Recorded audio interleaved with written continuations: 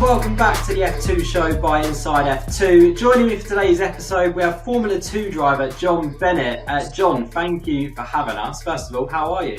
Yeah, very good, thank you. Yeah, thanks for having me on the show. Yeah, it's great to be here. No, not at all. It's our pleasure.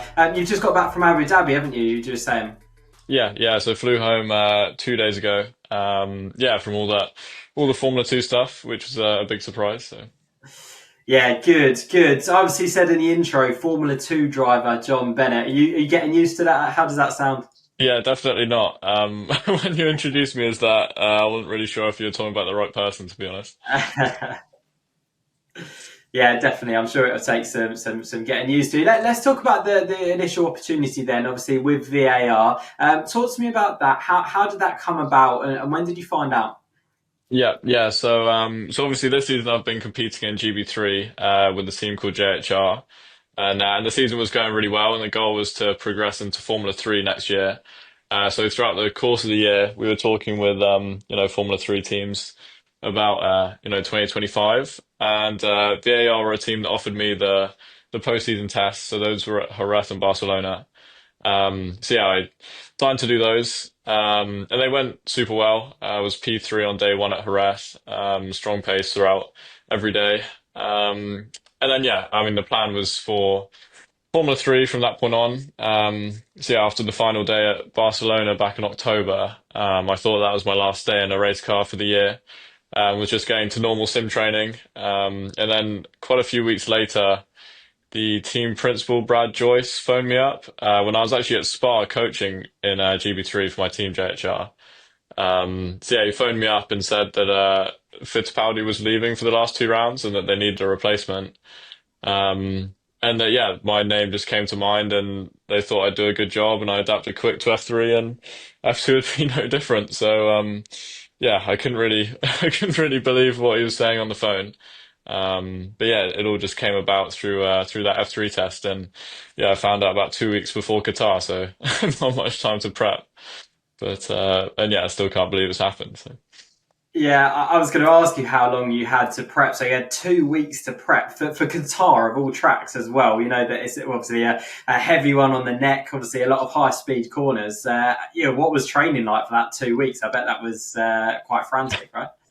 Yeah, exactly. Just trying to fit in as much as possible. I mean, the thing is, you can't really get any fitter in a 2 week time frame, so it was really just relying on the training I'd done up until that point. Because Formula 2 from GB3 is a pretty big step. I think it's probably about 20 seconds a lap quicker. And then also, yeah, Qatar, like you say, one of the most physical tracks on the calendar. Last year the F1 guys were, passing out. And then, yeah, even the races. I mean, GB3, the race are 20 minutes. Formula 2, they're an hour. And yeah, we don't exactly race in desert conditions in England as well.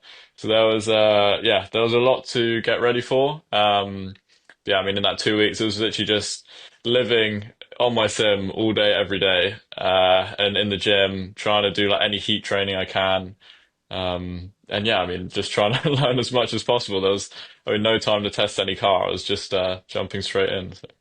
How was the heat? I think it was cooler out there this year. Am I right by saying that? Than it was last year, which I'm sure a few of the F2 guys were very glad about. I'm sure you were glad about as well, given it was your first race weekend, right? Yeah, for sure. I was very happy. I was really dreading that it would be like 35 degrees, but I think it was about 30 degrees when we flew out, and then on the race weekend it was like 27, 28.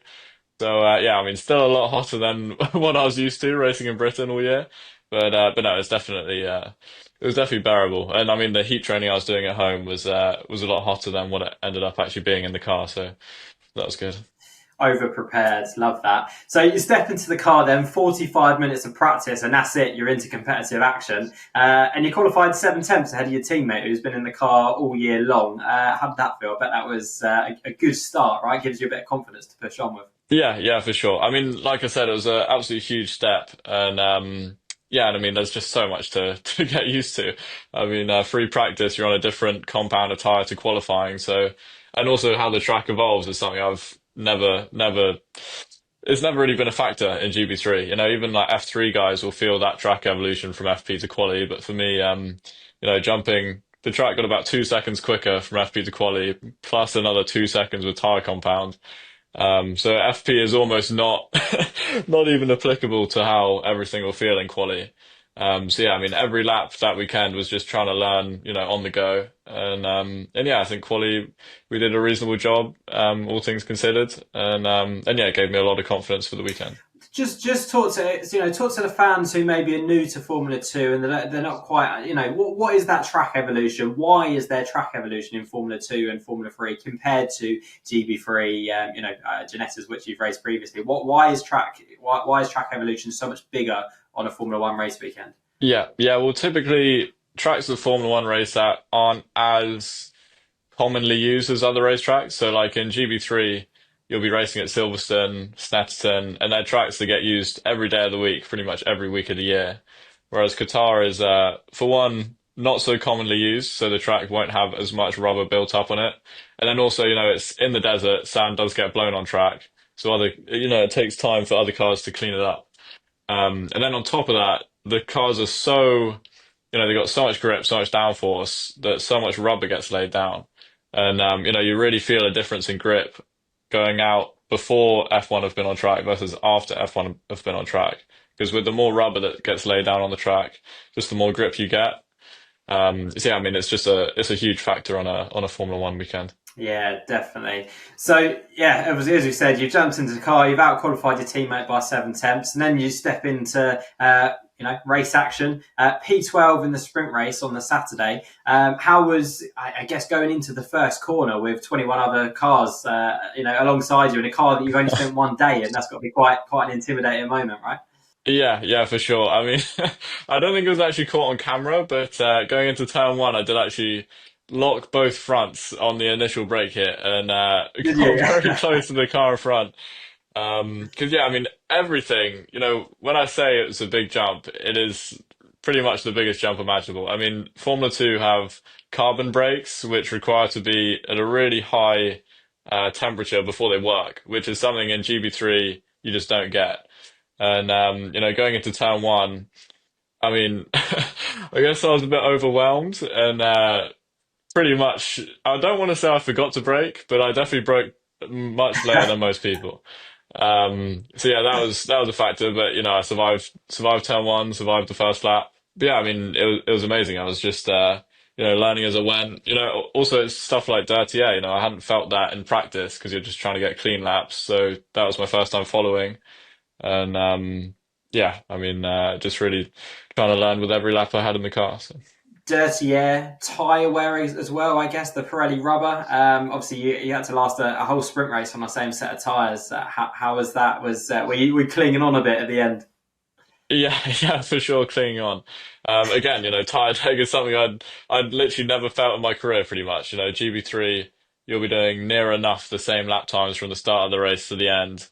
Whereas in F2 and F3, it's an absolutely huge factor. I mean, driving the car in the race, the lap time will be about 5 seconds off qualifying just due to fuel load and the tires that you're on. So yeah, I had to really adapt my driving and yeah, there was just so much to learn. I mean, the team going into the sprint, we were actually wondering if we should do a pit stop midway through the race. If I'm at the back out of the points anyway, it might be a good idea to try out the other compound and also just have a go in a pit stop.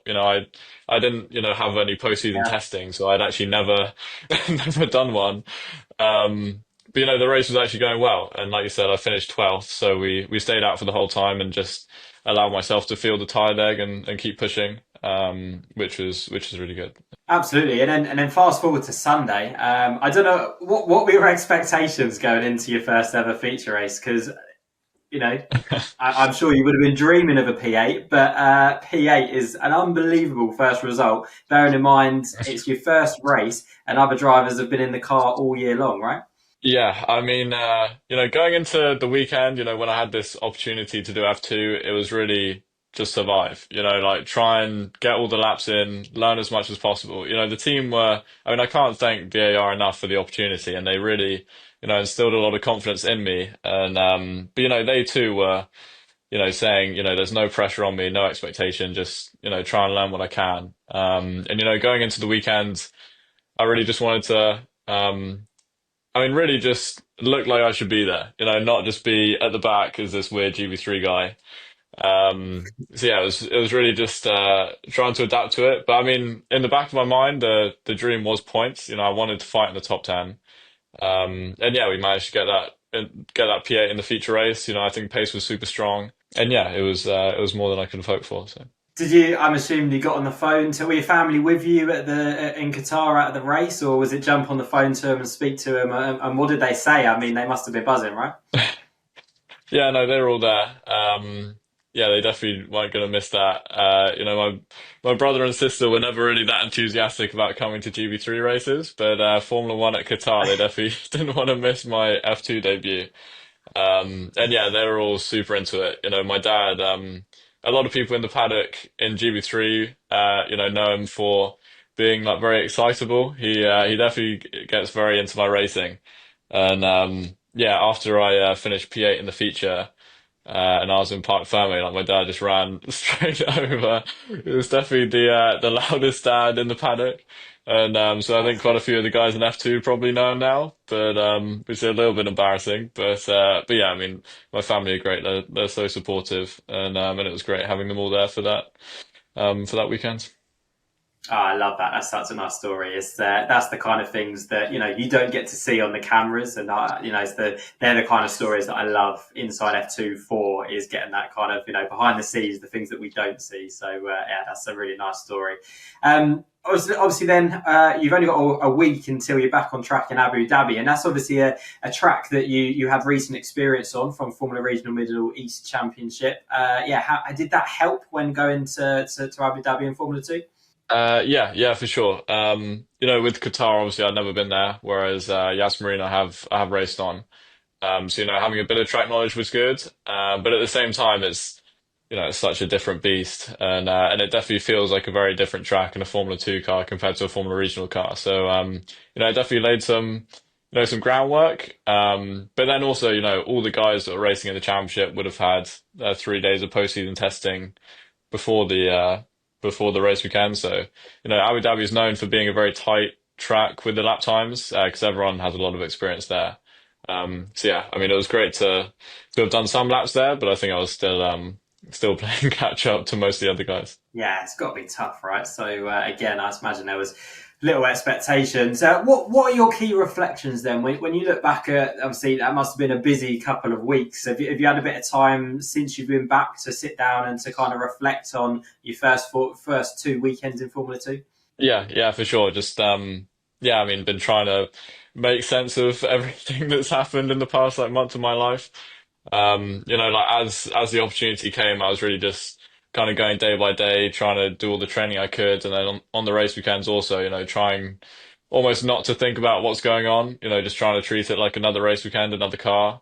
But you know, since it's all finished, yeah, I mean, I've been trying to make sense of it, like I said. And yeah, I mean, it's just been an absolute dream having these 2 weeks. You know, I never thought, to be honest, I never knew if I'd race in Formula Two. So you know, to have gotten these 2 weekends thanks to VAR and to have actually made a good impression means a lot. But yeah, I mean, since I've been getting back, I've just been thinking about areas to improve and yeah, what to do for next year. So. Yeah, amazing. We'll get on to that shortly. We did have a few questions come in from fans who, obviously, when we put out that we were going to speak to you, there was a few questions that came in.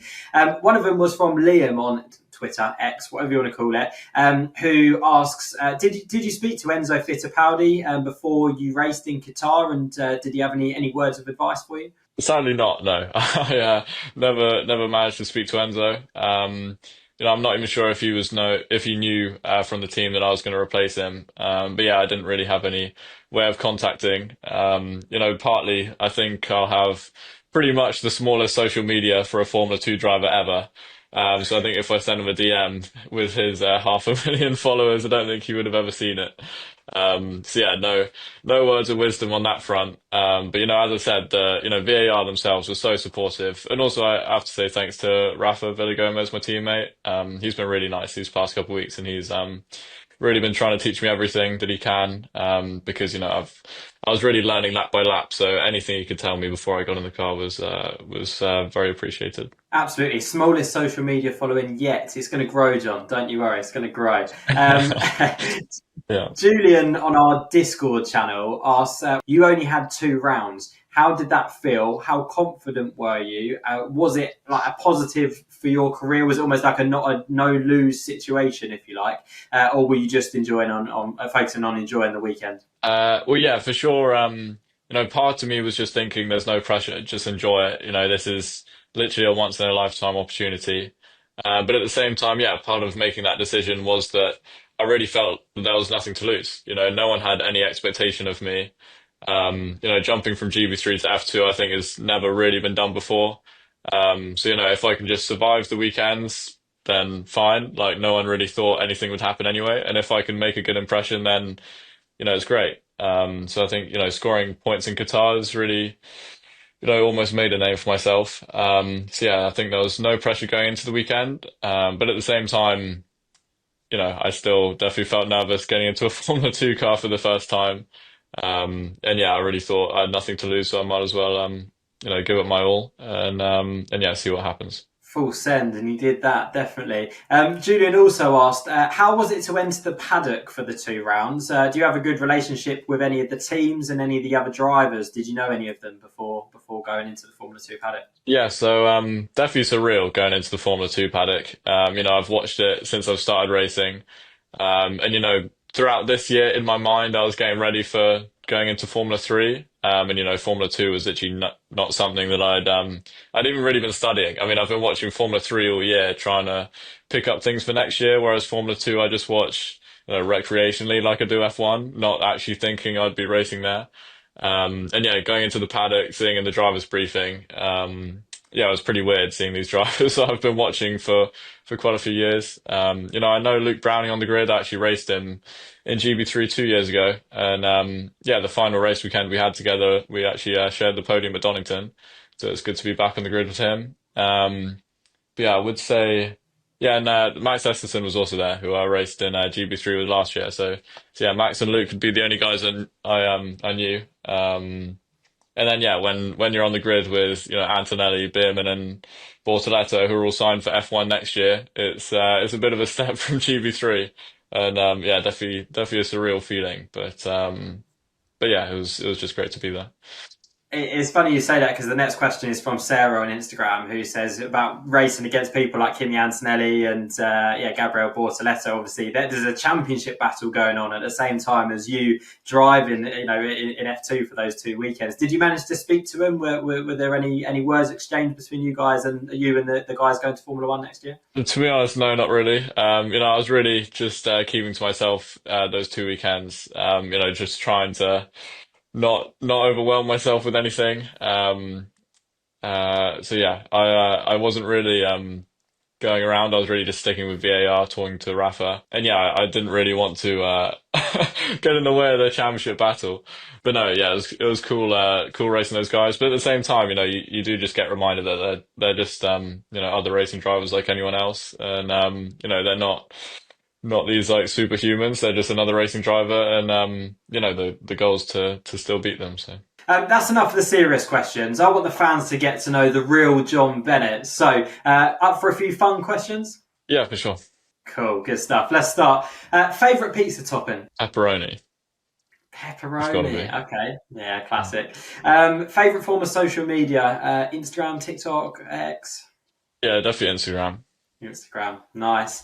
Have you got a pre-race song that you listen to? No, I don't actually. I never have. I see a lot of drivers wearing their headphones, but yeah, I've actually never listened to music at a track. I think yeah, I'll just be listening to what the mechanics are playing on their speakers, to be honest. So. You need more of a calming influence, something to calm you down rather than the music to get you going. Yeah. Nice. Who was your idol growing up?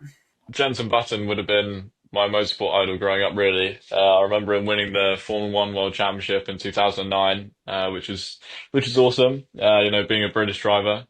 Um, I looked up to loads of those guys. So, Alonso, Hamilton. I always really liked Rosberg. And then also my dad was actually a big idol of mine. He started racing in Caterhams actually when I was 5. So he sort of got me into motorsport, and I always watched him growing up and watched him come home winning. So that's kind of what got me into it. Love that. That's a nice little story, that as well. I like that. Have you got a dream road car? be honest, I'd just say any Porsche 911 really, but I Yeah, am nice. actually not that great of a car guy. Like I'm actually not too amazing with models and stuff. I just love racing them. Love it. Yeah, you prefer the single seaters. You prefer racing rather than road cars. Nice. Love that. Who was the last person that you saw that you were starstruck by? Anyone in the paddock, or is it outside of the world of Oh, racing? actually, 100% Fernando Alonso. Like I said, he was actually one of my biggest idols growing up. Like always loved watching him race. And flying from Qatar to Abu Dhabi, he was actually next to me for the whole line through security. And to be honest, I really regret it, but I never said anything. I just kind of like awkwardly stared at the back of his head, like, am I actually stood next to Alonso? So yeah, if I see him again, I think I'll actually try and introduce myself. But yeah, that was definitely the yeah, last time I was starstruck. That's an amazing moment. I love that. That's cool. Last person you asked for a selfie. Is there anyone you've asked for a selfie for in the last couple of years? It should have been Alonso, but Yeah. no, I don't think can't remember when I asked someone for a selfie. Is there any, like in GB3, for example? Is there anyone you've had a picture with recently? Any drivers? It would just be guys on the podium, to be honest. I mean, the driver I'm closest with in GB3 was James Headley, so we have a lot of pictures together. Um, but yeah, no selfies, I don't think. Yeah, no, fair enough. And final one, any car, any track, any teammate, any team principle. So that can be from past or present, that can be F1, that can be IndyCar, that can be anything. But yeah, any car, any track, any teammate, any team principle. Yeah. Oh. Um. Well, it's got to be a Formula One car. I'm saying the Mercedes, and it was 2020 when I went to the black Mercedes, wasn't it? Yeah, Yeah, I think 2020. that one was insane. And then I drive that at Silverstone because it's the track I know Nice. best, and I just love to drive that car through there, through Manx and Beckett's. And then teammate and team principal. It would have to be Lewis Hamilton because he was just I mean, the master of that car and at Silverstone. And then team principal, maybe like Jean Todt, just from his time with Ferrari and Schumacher. I think that could be cool. Yeah, that's cool. Legendary team principal. Nice, good answer. I like that. And Hamilton in that car was unbelievable. I remember it was Mugello, wasn't it, that we went to that year, obviously the COVID year, and that car around Mugello just looked Yeah, unbelievable, didn't it? insane. Just flat around here, just everywhere. Yeah, unbelievable. Love that. All right, back onto the serious questions then. And just final one from me. You said on the podcast earlier on that you've obviously grown up watching Formula 2. We recently found out that obviously legendary Formula 2 commentator Alex Jakes will be moving on from the series. Yeah, what are your memories of Alex Jakes over the years, and how much have you enjoyed his commentary? Yeah, I have actually always loved his commentary. After the Qatar race weekend, I actually sent him a message on Instagram, just actually just like thanking him for the commentary and saying how surreal it is to be in a race commentated by him. After watching him throughout the years. Um, yeah, I mean, I just want to thank him for the past couple of years of Formula Two commentary. I think he has always been the voice of Formula Two, even back in the GP2 days. So yeah, I mean, it's sad to see him go, but I mean, it's a privilege to have had him commentate on me for the past 2 weekends. So it's cool, cool to have been able to sneak in there at the end. Did he reply to your message? Yeah, he did. Yeah, he just said, yeah, I mean, just thank me for the message and said he was very impressed with the performance at Qatar, which is nice. So yeah, I mean, wish him all the best in whatever he goes on to commentate on. That is cool. It is cool. I'm quite jealous of that, having Alex Jakes commentate on one or two of your races, and the fact that it's that his last races as well. You were in the car for your last few races is very cool as well. All right, that's all we got time for today. Thank you to John for coming on the show today. All of us here at Inside F2, wishing you the best of luck for next season, John, and we'll see you next time. Okay, thanks very much. Cheers.